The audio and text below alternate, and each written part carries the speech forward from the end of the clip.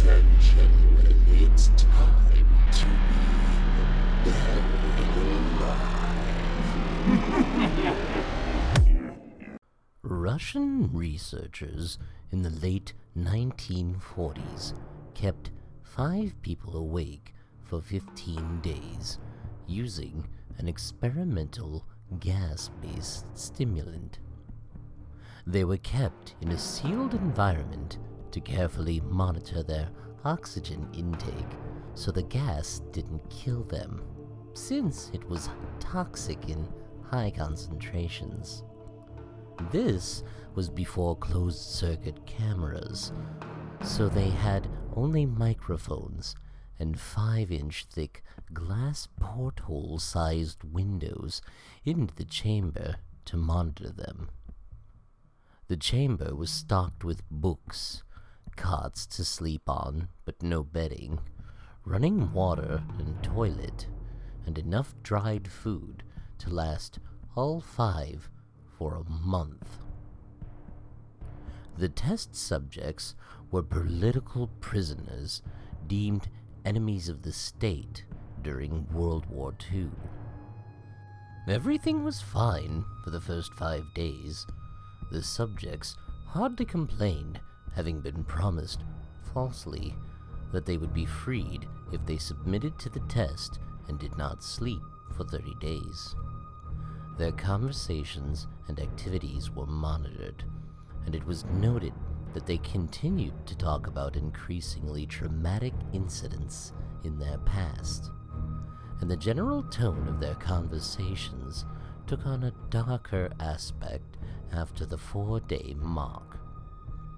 After 5 days, they started to complain about the circumstances and events that led them to where they were, and started to demonstrate severe paranoia. They stopped talking to each other and began, alternately, whispering to the microphones and one-way mirrored portholes. Oddly, they all seemed to think that they could win the trust of the experimenters by turning over their comrades, the other subjects in captivity, with them. At first, the researchers suspected this was an effect of the gas itself.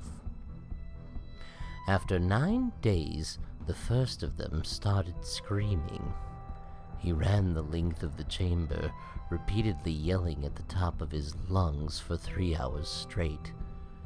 He continued attempting to scream, but was only able to produce occasional squeaks. The researchers postulated that he had physically torn his vocal cords. The most upsetting thing about this behavior is how the other captives reacted to it, or rather, didn't react to it. They continued whispering to the microphone until the second of the captives started to scream. The 2 non-screaming captives took the books apart, smeared page after page with their own feces, and pasted them calmly over the glass portholes. The screaming promptly stopped. So did the whispering to the microphones. After 3 more days passed, the researchers checked the microphones hourly to make sure they were working, since they thought it impossible that no sound could be coming with 5 people inside. The oxygen consumption in the chamber indicated that all 5 must still be alive. In fact, it was the amount of oxygen 5 people would consume at a very heavy level of strenuous exercise. On the morning of the 14th day, the researchers did something that they said they would not do to get a reaction from the captives. They used the intercom inside of the chamber. Hoping to provoke any response from the captives they were afraid were either dead or vegetables. They announced, "We are opening the chamber to test the microphones. Step away from the door and lie flat on the floor or you will be shot." Compliance will earn one of you your immediate freedom. To their surprise, they heard a single phrase in a calm voice response.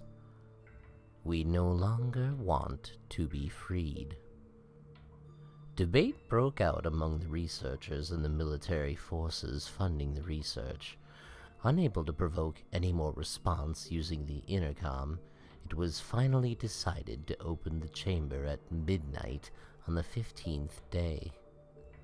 The chamber was flushed of the stimulant gas and filled with fresh air, and immediately voices from the microphones began to object. 3 different voices begging, as if pleading for the life of loved ones to turn the gas back on. The chamber was opened, and soldiers sent in to receive the test subjects. They began to scream louder than ever, and so did the soldiers when they saw what was inside. 4 of the 5 subjects were still alive, although no one could rightly call the state that any of them in life. The food rations past day 5 had not been so much as touched. There were chunks of meat from the dead test subjects' thighs and chest stuffed to the drain in the center of the chamber. Blocking the drain and allowing 4 inches of water to accumulate on the floor. Precisely how much of the water on the floor was actually blood was never determined. All 4 surviving test subjects also had large portions of muscle and skin torn away from their bodies. The destruction of flesh and exposed bone on their fingertips indicated that the wounds were inflicted by hand, not with teeth, as the researchers had initially thought. Closer examination of the position and angles of the wounds indicated that most, if not all of them, were self-inflicted. The abdominal organs below the rib cage of all 4 test subjects had been removed, while the heart, lungs, and diaphragm remained in place. The skin and most of the muscle attached to the ribs had been ripped off, exposing the lungs through the rib cage. All the blood vessels and organs remained intact. They had just been taken out and laid on the floor, fanning around the eviscerated but still living bodies of the subjects. The digestive tract of all 4 could be seen working, digesting food. It quickly became apparent that what they were digesting was their own flesh that they had ripped off and eaten over the course of days. Most of the soldiers were Russian special operatives at the facility, but still, many refused to return to the chamber to remove the test subjects. They continued to scream to be left in the chamber, and alternately begged and demanded that the gas be turned back on, lest they fall asleep.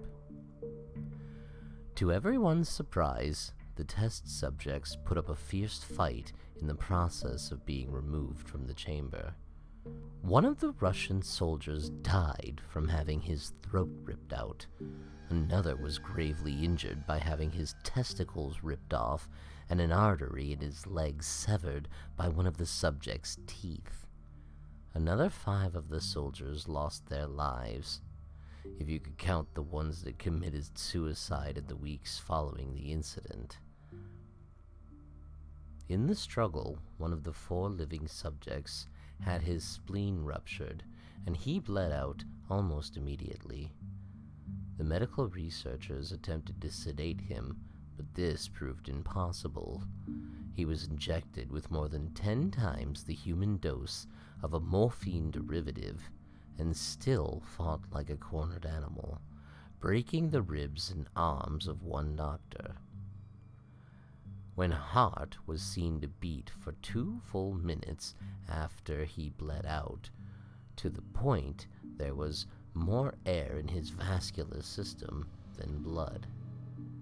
Even after it stopped, he continued to scream and flail for another 3 minutes, struggling to attack anyone in reach, and just repeating the word more over and over, weaker and weaker, until he finally fell silent. The surviving 3 test subjects were heavily restrained and moved to a medical facility. The 2 with intact vocal cords continuously begging for the gas, demanding to be kept awake. The most injured of the 3 was taken to the only surgical operating room that the facility had. In the process of preparing the subject to have his organs placed back within his body, it was found that he was effectively immune to the sedative they had given him to prepare him for the surgery. He fought furiously against his restraints when anesthetic gas was brought out to put him under. He managed to tear most of the way through a 4-inch wide leather strap on one wrist, even though the weight of a 200-pound soldier was holding that wrist as well. It took only a little more anesthetic than normal to put him under, and the instant his eyelids fluttered closed, his heart stopped. In the autopsy of the test subject that died on the operating table, it was found that his blood had triple the normal level of oxygen. His muscles, that were still attached to his skeleton, were badly torn, and he had broken 9 bones in his struggle not to be subdued. Most of them were from the force his own muscles had exerted on them. The second survivor had been the first of the group of the 5 to start screaming. His vocal cords destroyed, he was unable to beg or object to surgery, and he only reacted by shaking his head violently in disapproval when the anesthetic gas was brought near him. He shook his head yes when someone suggested, reluctantly, that they try the surgery without anesthetic, and did not react for the entire 6-hour procedure of replacing his abdominal organs and attempting to cover them with what remained of his skin. The surgeon presiding stated repeatedly that it should be medically impossible for the patient to still be alive. One terrified nurse assisting the surgery stated that she had seen the patient's mouth curl into a smile several times whenever his eyes met hers. When the surgery ended, the subject looked at the surgeon and began to wheeze loudly, attempting to talk while struggling. Assuming this must be something of drastic importance, the surgeon had a pen and pad fetched so the patient could write his message. It was simple. Keep cutting. The other 2 test subjects were given the same surgery, both without anesthetic as well, although they had to be injected with a paralytic for the duration of the operation. The surgeon found it impossible to perform the operation while the patients laughed continuously. Once paralyzed, the subjects could only follow the attending researchers with their eyes. The paralytic cleared their system in an abnormally short period of time, and they were soon trying to escape their bonds. The moment they could speak, they were again asking for the stimulant gas. The researchers tried asking why they had injured themselves, why they had ripped out their own guts, and why they wanted to be given the gas again.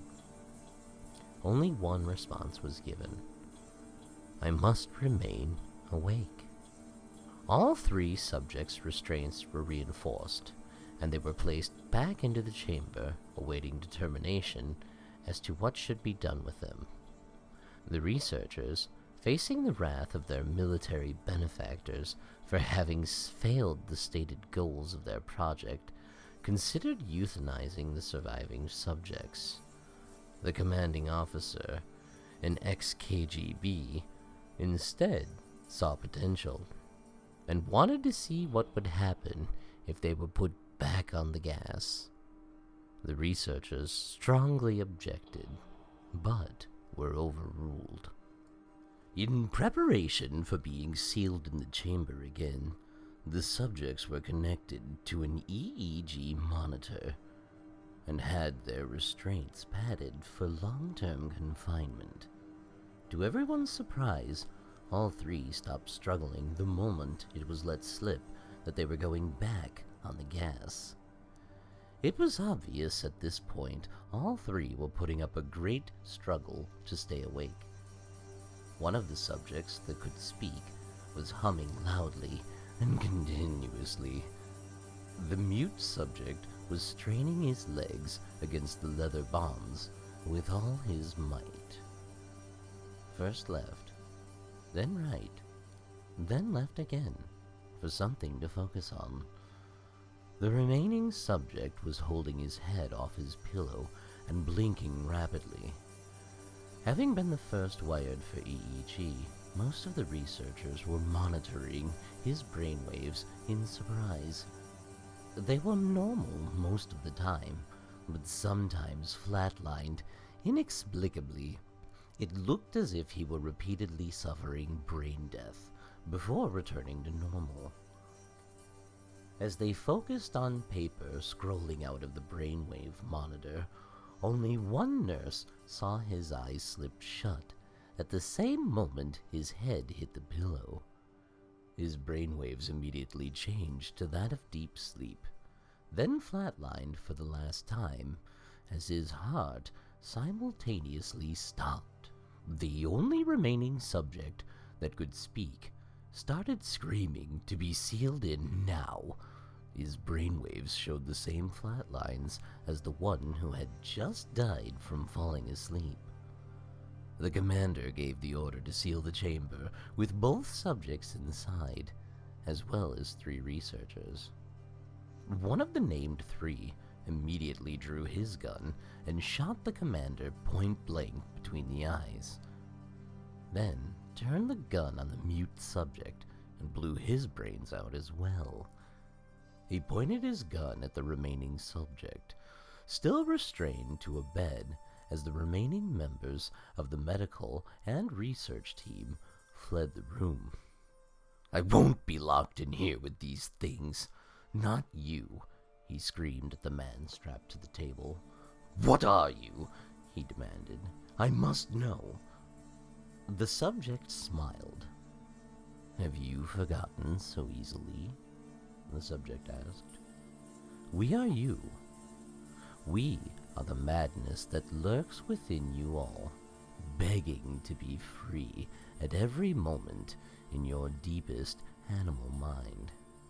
We are what you hide from in your beds every night. We are what you sedate into silence and paralysis when you go to the nocturnal haven where we cannot tread." The researcher paused, then aimed at the subject's heart and fired. The EEG flatlined as the subject weakly choked out, "So nearly free."